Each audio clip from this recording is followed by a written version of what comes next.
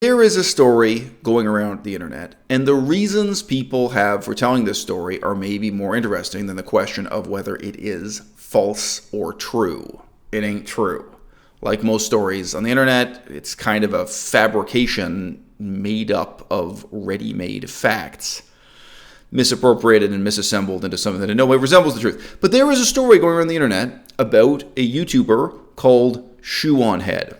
Why should you care? Why would I care? Why would anybody care? Shoe0nHead made the transition from being a comedy YouTube channel to being a pretty serious political commentary YouTube channel, notably during the fleeting candidacy of Bernie Sanders.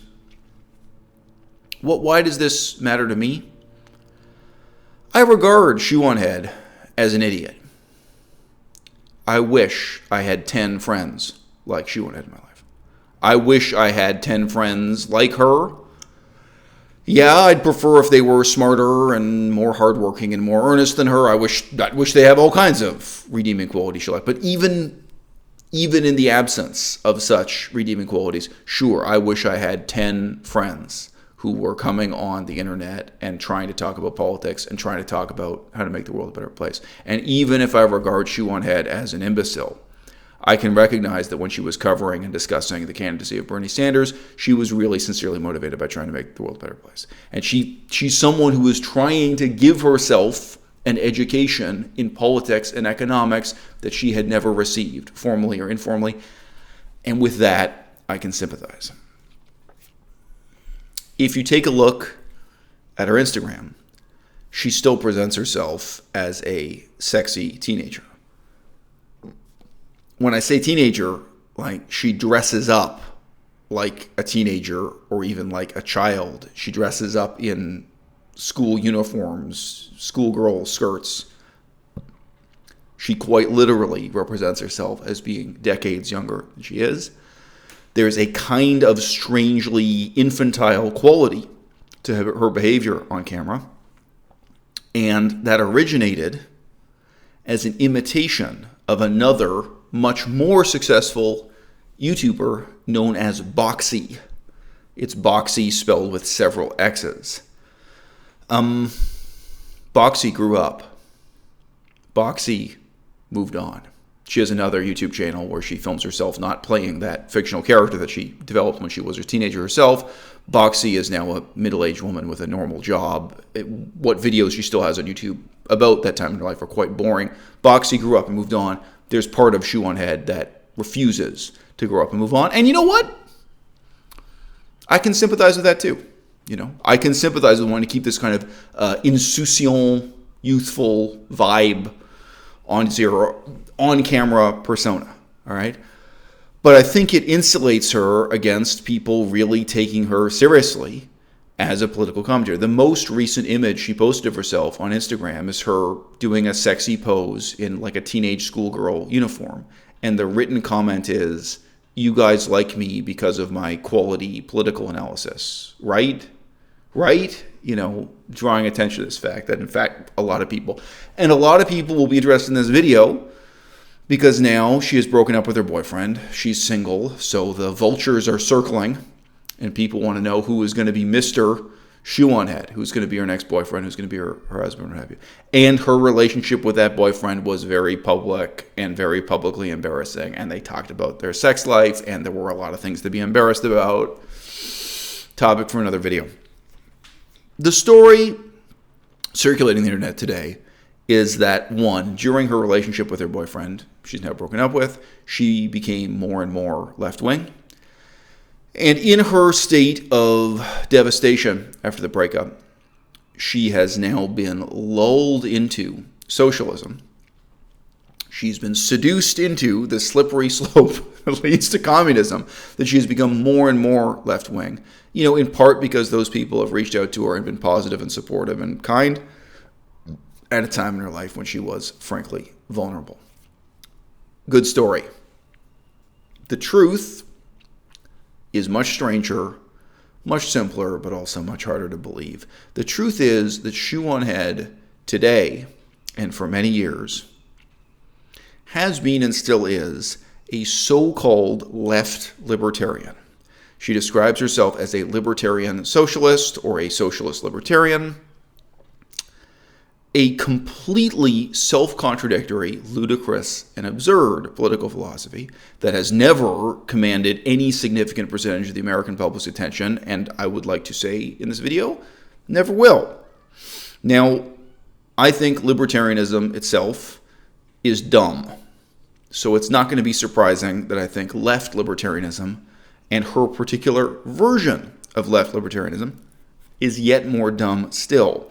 And I would note that in her period of support for Bernie Sanders, she never really dealt with the aspects of his political philosophy and his economic philosophy that really are conservative with a lowercase letter c. I've made many videos talking about those things, and no offense meant to Shoe0nHead, I don't think she read his book. I don't think she actually read Bernie Sanders' book in which he sets out what his political philosophy is, what his program for economic reform is, etc. So she was piecing together her opinion from just bits and pieces of information on Twitter.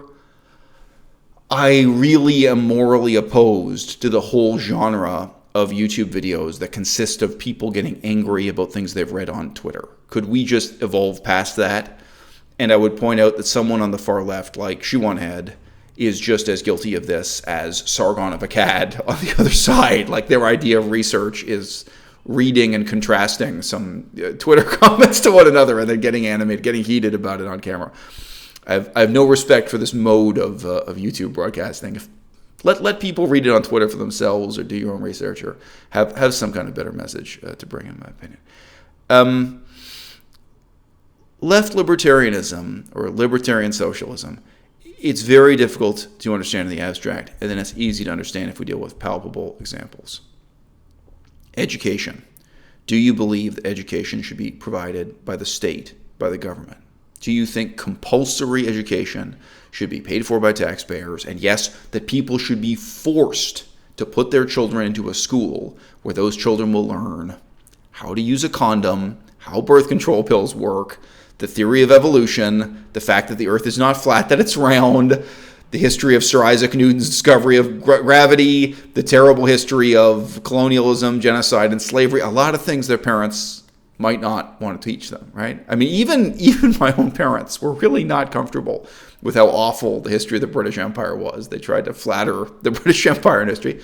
You got to go to school and learn some really sad things about history too. In England, they have huge problems with trying to force students to learn the history of the Holocaust. A lot of students grew up with parents who were Holocaust deniers, and then they come to school and there's a conflict with the teacher. You're going to teach kids the reality of what happened in World War II? And if not the government, then who? Libertarians, definitionally, by definition, libertarians are people who believe that education is better provided from private for-profit companies with as little involvement of the government as possible, or absolutely zero involvement from government and taxpayer subsidies. They want to disentangle education from the state. And if you ask them about this, they'll say ridiculous things like, well, back in the 1830s, the government didn't have any role in providing education and things were just fine. Oh yeah, there were no social problems back in the 1830s. There was no illiteracy. Back in the 1830s, there was nobody who believed the earth was flat, right? There was no problem with the baleful ignorance of the masses, especially. Oh yeah, and there was no problem with poor people lacking access to education, right? Like, the free market took care of it. You're like one Google search away from seeing just how terrible the world was in the 1830s and why there was the movement towards taxpayer-provided, state-required, mandatory education, right? Having an education system instead of the lack of a system, right? Very brief digression here.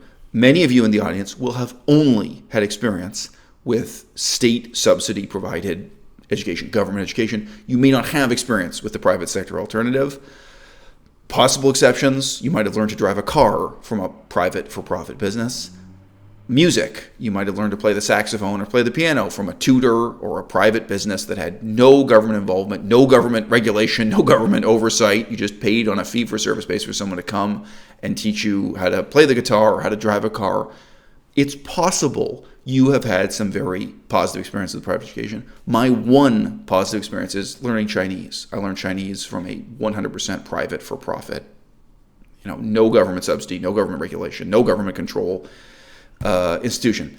And I can speak positively about that experience. And I can even sit here and I could flatter the libertarian perspective on the world by comparing how awful my experience has been in high school, government high school, and university, government. I can sit here and talk about that. The Cree, the Ojibwe, the Mohawk, the Dene, the indigenous people of the great desert of the United States, like the Navajo, right? The Inuit, people living in poverty-stricken, remote areas. Who's going to provide them with education? All right, who's even going to provide them with access to learning how to drive a car? Like these kinds of things you may take for granted living in a big city. That's possible for a for-profit company to offer driving lessons and music lessons and maybe even Chinese lessons, right? Downtown New York City, there are maybe lots of private businesses doing that. Well, go out to the desert where the Navajo live.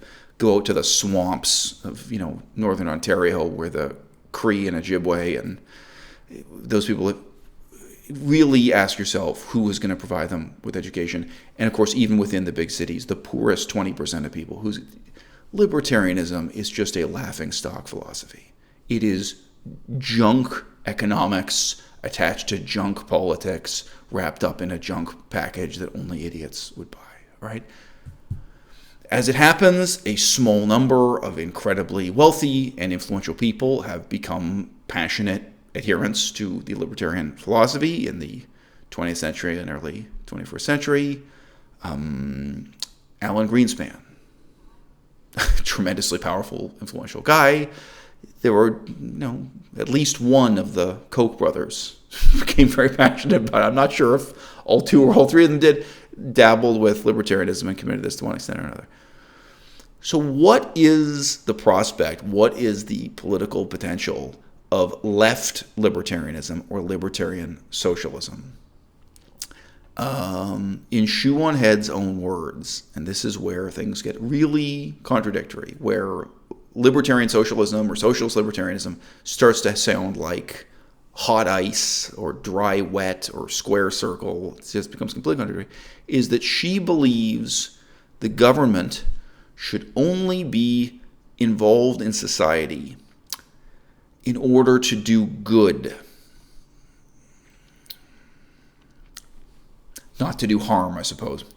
And then beyond that, the government should just stay the hell out and have no involvement. And her example, I kid you not, her example of this, of how she's still a libertarian, despite in some sense supporting a socialist state, is gun control. The government just shouldn't take anyone's guns away from them. Everyone should be allowed to be heavily armed. People should be allowed to have machine guns, rocket launchers, grenades. From her perspective, it just makes no sense for the government to regulate, restrict, take guns away from people. Now, that's an interesting contrast. Just a few years ago, she did actually make videos talking about gun control that I have to say, I think about 4 or 5 years ago now, so her position has changed. So she still wants to flirt with or retain some of this rugged individualist and indeed implicitly right-wing libertarian ideology while pretending to support state socialism in as much as it helps rather than harms people, okay? Let me tell you something about politics. In politics, you don't do good and you don't do evil. You do things. And you find out afterwards, sometimes tragically, decades afterwards, you find out which one of those things was good and which one was evil, which one worked and which didn't, which was harmful and which was helpful. You don't know. You can look at some of the worst disasters of the 20th century, including the disasters of communism, where not just millions of people died, but tens of millions of people died. And you can look at people involved in those projects and say that they had sincerely good intentions. There were people who had good intentions when they were putting bayonets into babies. I kid you not. And you can read history from their perspective. You can see it through their eyes and think what that was they were trying to accomplish. Unbelievably terrible atrocities are routinely committed and are still being committed to this day. And yes, because of the power of the state, more often than not, these things are done with taxpayers' money and they are done by governments, not by mere individuals. If you look at the greatest atrocities of the last few centuries, pretty much all of them seem to be paid for by taxpayers rather than being done by the free market. The free market's done some terrible things. Don't get me wrong. They've polluted some rivers. They've ruined some forests.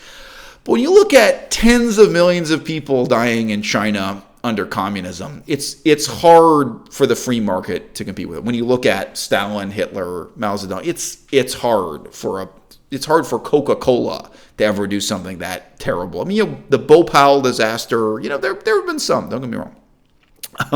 But yeah, state services, state authority, and the budget provided by the taxpayer tends to be involved in the greatest disasters in history. All right.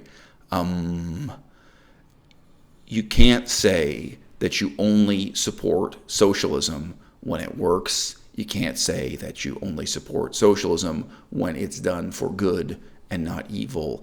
And you have to be willing to look back at the history of socialist experiments, not just the Soviet Union, not just China, a lot of really embarrassing failed socialist experiments in Africa, a lot of really embarrassing failed socialist experiments in South America, Latin America, right?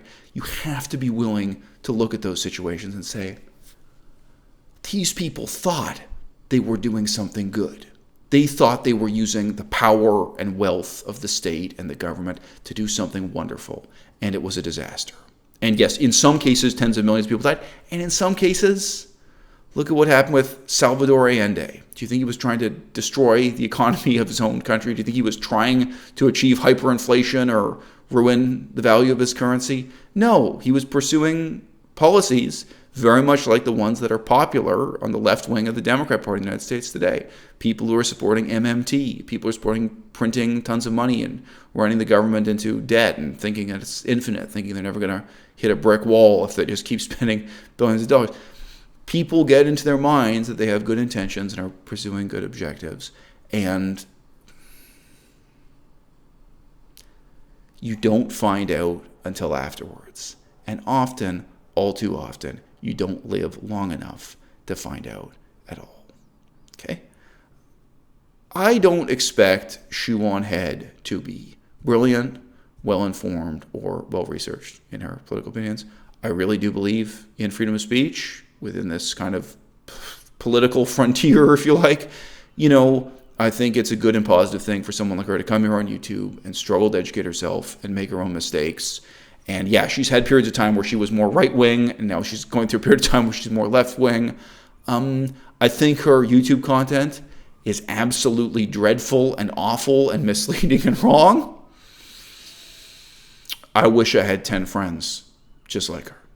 I wish I knew 10 other YouTube channels just like her that are engaged in a sincere struggle to make the world a better place, and where the personality you see on camera, however flawed, is in a sincere struggle with their own ignorance to become better informed, to become a better person.